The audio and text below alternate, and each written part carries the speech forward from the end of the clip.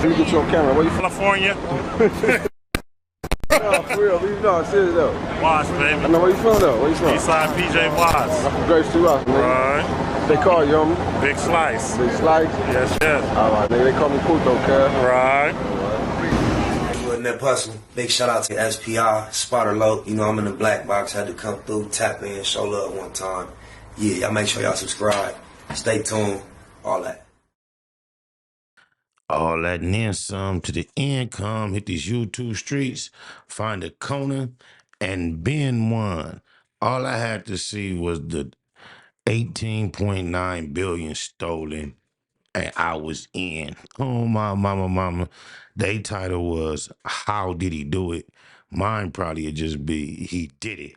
So with no further ado, let's see what he's been up to and how he got his hands on 18.9 million that he was not supposed to. I know I have taken my fair share of change, hit licks and things of that nature. 18.9. He did that.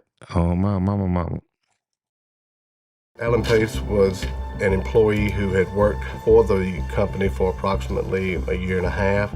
He was actually suspended the day prior to the robbery. There was over $1 million worth of real estate purchased for Alan Pace that he had no legitimate source of income to purchase that property. This safety inspector walked into work with a key, walked out with $18.9 million in cash, and got away with it for 2 whole years. For any information about the perpetrators of this robbery, there were absolutely no leads, no forensic evidence, no eyewitnesses. Meet Alan Pace. He's 25, lives in LA, and works as a safety inspector at Dunbar Armored, those trucks that drive around the city carrying millions in cash. Alan's supposed to be the guy making sure their money doesn't get stolen. Plot twist, Alan is the one stealing it.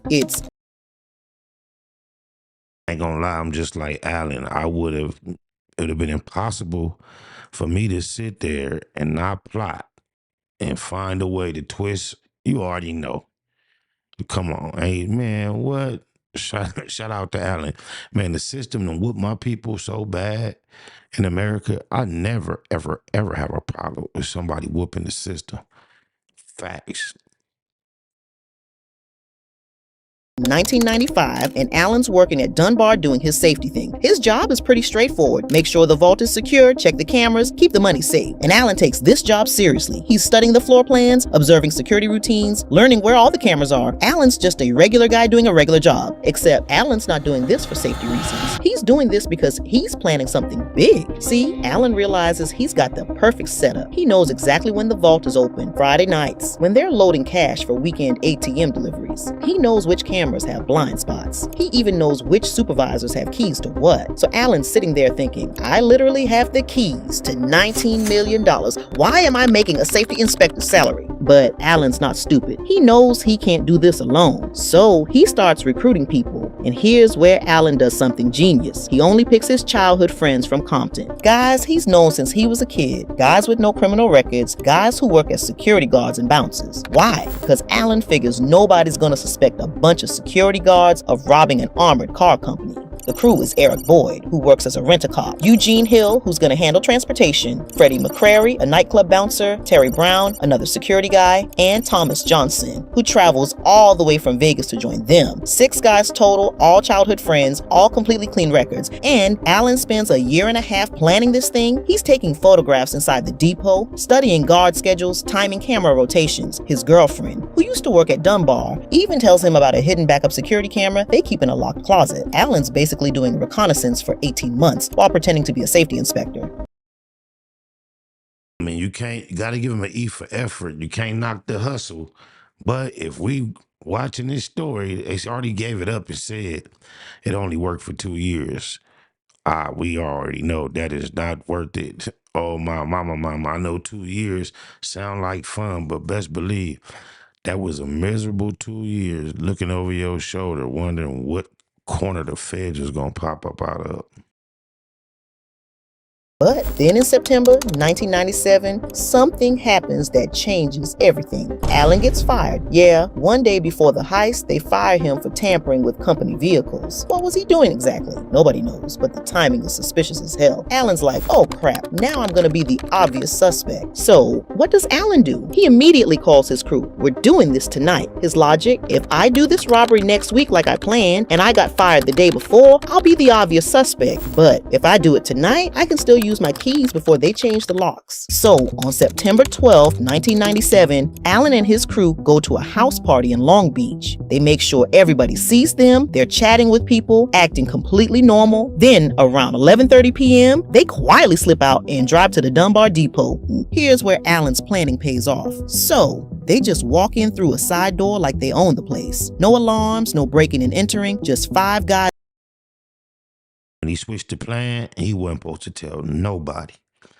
He had the keys. He was supposed to go solo bolo, get whatever he could to the neck, and get low on their bitch ass. He tripped out. Oh, my mama, with nobody supposed to know.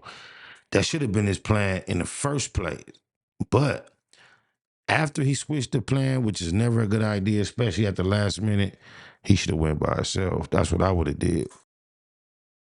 In ski masks strolling into a fortress with a key. They know exactly where the guards are going to be in the break room eating lunch at 12:30 a.m. So they walk in and surprise them.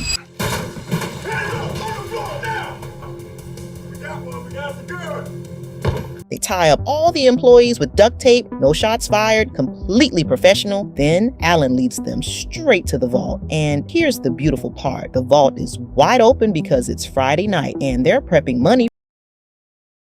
Oh, I didn't know they had to do all that. If he had the keys, why he had to do all that? Yeah, he couldn't have went by himself.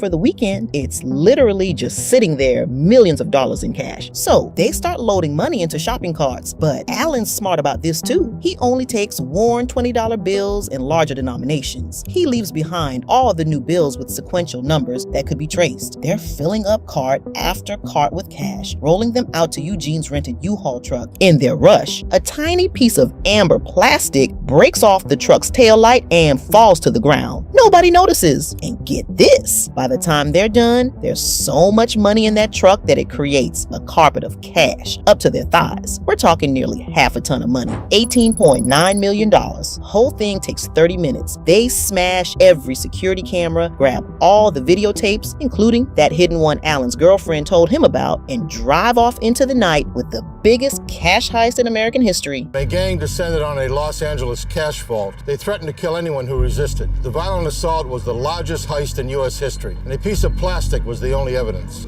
We have experienced armored car robberies where the couriers or the truck are attacked, but this was the first time we've ever had a facility. None other. I know he talking about the homie when he talking about them other armored car attacks. I ain't gonna say no names because the homie don't like the fame for even being mentioned. But allegedly, the homie was responsible, the homies, for some cold armored truck activities. Oh, my mama. But here's where it gets even better. They drive back to the party, change into dress clothes, and just blend back in with the crowd. Nobody even noticed they were gone. Perfect alibi. So now, Allen and his crew have $19 million in cash stuffed in trash bags, sitting in a storage unit in Gardena. The police are investigating, but they've got no video evidence, no fingerprints, and all the witnesses saw was guys in ski masks. Allen's plan worked perfectly. Well, almost perfectly. So Allen tells everybody to lay low for 6 months. No big purchases, no flashy lifestyle changes, just act normal. And for a while, it works. Police are watching Allen because he got fired the day before, but he's not spending money, so they can't prove anything. All we had was the fact that he was a disgruntled employee who had been fired the day before the robbery. We did do surveillance of Mr. Pace, and he did not appear to be living beyond his means. He didn't appear to be spending a lot of money. He didn't appear to have a lot of cash cash at his disposal. Then, after 6 months, Allen starts getting creative. He opens a fake business called Extreme Entertainment, supposedly renting out party equipment and jet skis. In reality, he's paying his crew fake salaries to launder the money. Eugene and Thomas start their own fake company called Rainforest Incorporated that's supposedly buying high-tech trash incinerators. They're literally paying themselves $100,000 salaries with their own stolen money. They're buying houses at foreclosure auctions, paying cash for luxury cars, taking gambling trips to Vegas. And here's a weird problem they discover. When you're gambling with millions in brand new bills, they jam up the slot machines. So they're literally running money through washing machines to make it look used. Allen? My mama, I remember Melvin Butler told me when his empire failed, it's because they started paying for high-end hotels with cash. Stayed at a high-end hotel for like, ran the bill up to a crazy number. And when they went to pay for it, they paid for it with cash. And from that day forward, everything was all bad. They went too big, too quick. 6 months, 2 years. None of that wasn't long enough. Damn. They was doing it though. Sound like cocaine cowboys. He's living like a king for 2 years. His neighbors are like, how does a safety inspector afford 3 new cars? But Allen's keeping quiet. The police investigation is going nowhere, and it looks like they actually got away with it. Until one day in 1999, Eugene makes the stupidest mistake in criminal history. So Eugene's trying to buy some real estate with stolen cash. He gives a broker $100,000 to handle the purchase, but Eugene forgets to remove the bank wrappers. Those paper bands that banks put around stacks of bills. The broker looks at these wrappers and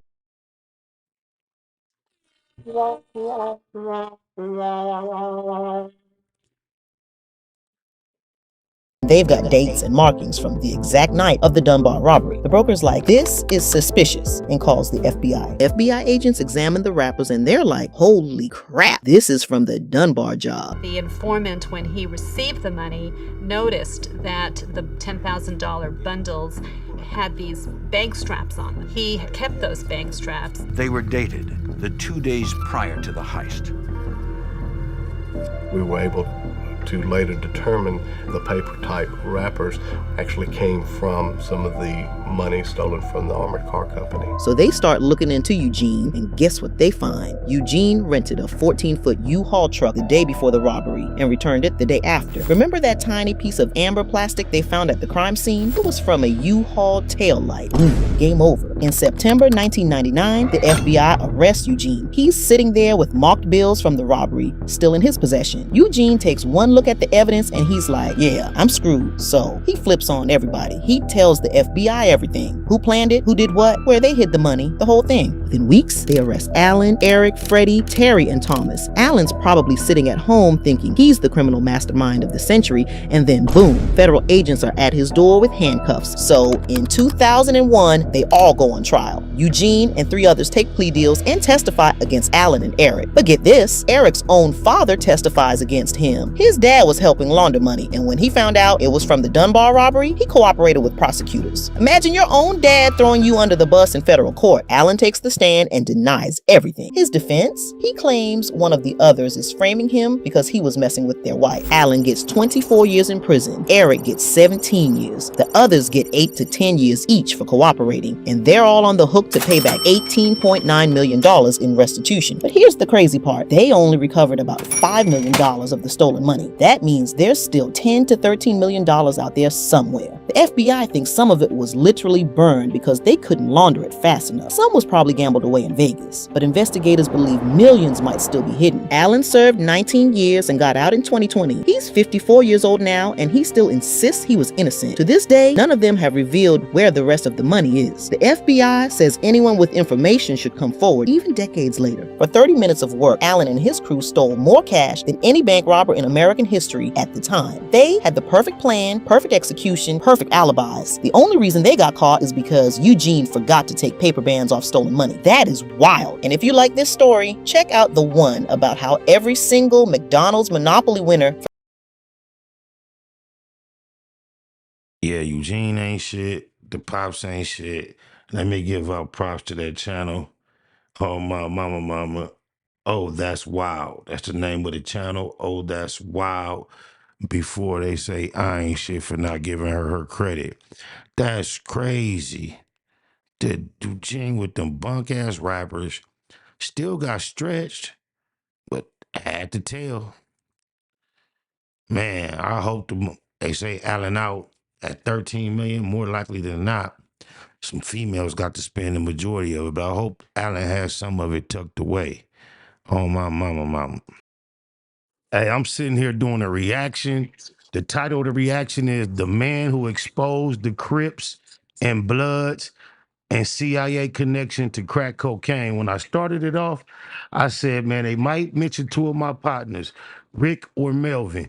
I'm about 5 minutes in and they just mentioned Rick Ross, man. What you got to say about the CIA and crack cocaine real quick? Just give me a couple seconds. It was some fucked up shit that the government was willing to sacrifice the black community to raise money for a war in Nicaragua. Like Net Hustle. Big shout out to SPR, Spotter Low. You know, I'm in the black box. Had to come through, tap in, show love one time. Yeah, y'all make sure y'all subscribe. Stay tuned. All that.